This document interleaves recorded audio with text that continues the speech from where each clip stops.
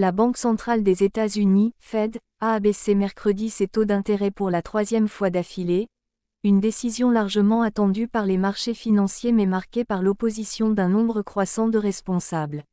Les taux directeurs américains sont réduits d'un quart de point de pourcentage, pour s'établir dans une fourchette comprise entre 3,50% et 3,75%, a annoncé l'institution dans un communiqué. Elle précise que 3 des 12 votants étaient contre, 2 ne voulaient pas de baisse du tout et 1 voulait une détente plus forte, d'un demi-point. Le président de la Fed de Kansas City, Jeffrey Schmid, s'était déjà opposé à une détente lors de la précédente réunion, fin octobre. Il a été rejoint mercredi par le président de la Fed de Chicago, Austan Goolsbee. Les deux hommes ont dit publiquement qu'ils s'inquiétaient pour l'heure davantage du niveau de l'inflation que de la santé du marché du travail américain.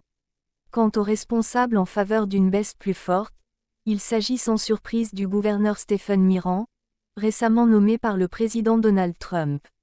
Cette diminution des taux était largement attendue par les investisseurs. Le doute est permis pour la suite. Par rapport à sa précédente réunion, l'institution a ajouté dans son communiqué quelques mots qui n'échapperont pas au marché: l'ampleur et le calendrier.